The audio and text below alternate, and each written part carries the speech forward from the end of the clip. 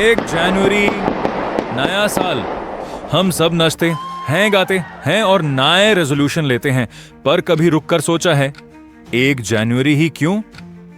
क्यों नहीं 1 मार्च या 1 5 अप्रैल? असल में आप जो कैलेंडर आज यूज कर रहे हैं वो नेचर ने नहीं, रोम के राजाओं और पोप ने अपनी मर्जी से बनाया था। पर हमारा हिंदू नव वर्ष वो किसी इंसान की मर्जी नहीं बल्कि ब्रह्मांड, यूनिवर्स की रफ्तार पर लिखा गया है। आज चलिए टाइम की इस अनोखी हिस्ट्री को देखते हैं। इंग्लिश कैलेंडर की शुरुआत होती है 733 बीसी में। रोम के पहले राजा रोमुलस ने पहला कैलेंडर बनाया, पर हैरानी की बात यह है कि उसमें सिर्फ 10 महीने थे। साल मार्च से शुरू होता था और दिसंबर पर खत्म। विंटर के 2 महीनों का कोई नाम ही नहीं था, उन्हें बस खाली वक्त माना जाता था। फिर आया राजा नुमा पोम्पिलियस 700 बीसी।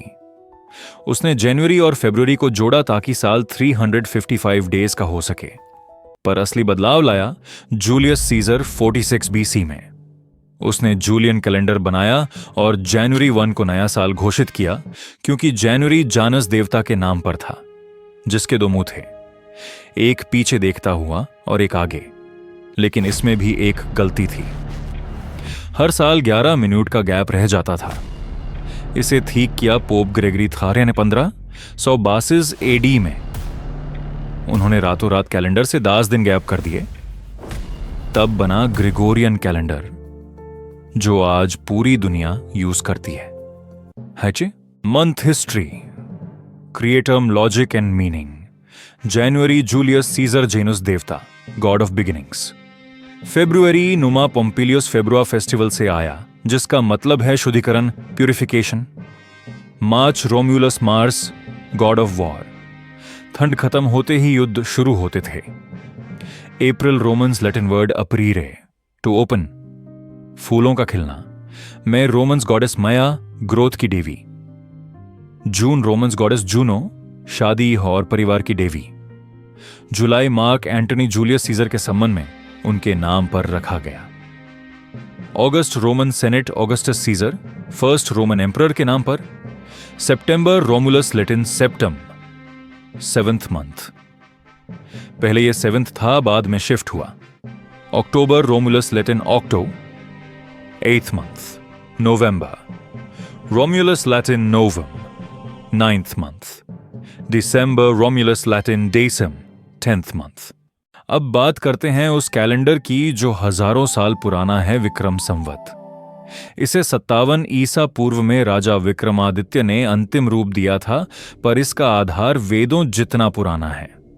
अंग्रेजी कैलेंडर सिर्फ सूर्य को देखता है, जबकि हिंदू कैलेंडर सूर्य और चंद्रमा दोनों की गति को देखता है।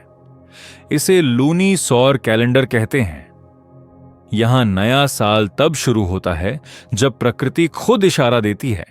हर हिंदू महीने का नाम एक नक्षत्र, स्टार पर है। जब उस महीने की पूर्णिमा, फुल मून होती है, चंद्रमा उसी नक्षत्र में होता है। हिंदू माह लॉजिक साक इन हीर मीनिंग इन ये नाम क्यों? चैत्र चित्रा, नक्षत्र प्रकृति नया जन्म लेती है, वसंत ऋतु शुरू होती है। वैशाख विशाखा नक्षत्र खेती की कटाई का समय, धूप तेज होने लगती है। ज्येष्ठ ज्येष्ठा, बड़ा बुजुर्ग, सबसे बड़े दिन और सबसे ज्यादा गर्मी। आषाढ़ नक्षत्र बादल और बारिश की पहली बूंदें। श्रवण नक्षत्र सबसे पवित्र महीना, प्रकृति हरा भरा होता है। भाद्रपद नक्षत्र भारी बारिश और गणेश चतुर्थी का माहौल। अश्विनी नक्षत्र मौसम बदलता है, ठंड की आहट, शरद ऋतु। कार्तिक कृत्तिका नक्षत्र रोशनी का महीना, दिवाली, मन की शांति। मार्गशीर्ष मृगशिरा नक्षत्र भगवत गीता के हिसाब से भगवान का महीना। पौष पुष्य नक्षत्र कादी ठंड और आंतरिक प्रतिबिंब का समय। माघ नक्षत्र स्नान और दान का महीना। संक्रांति का वक्त। फाल्गुनी नक्षत्र ठंड का अंत और रंगों का त्योहार। कोई का होली। तो फर्क समझिए। अंग्रेजी कैलेंडर एक एडमिनिस्ट्रेटिव टूल है, ताकि पूरी दुनिया एक तारीख पर काम कर सके। लेकिन हिंदू कैलेंडर एक बायोलॉजिकल टूल है। जब चैत्र नवरात्रि आती है तब धरती के अंदर नया रस दौड़ता है, खेत तैयार होते हैं, ऋतु बदलती है। हम सिर्फ कागज नहीं बदलते, हम प्रकृति के नए चक्र का स्वागत करते हैं।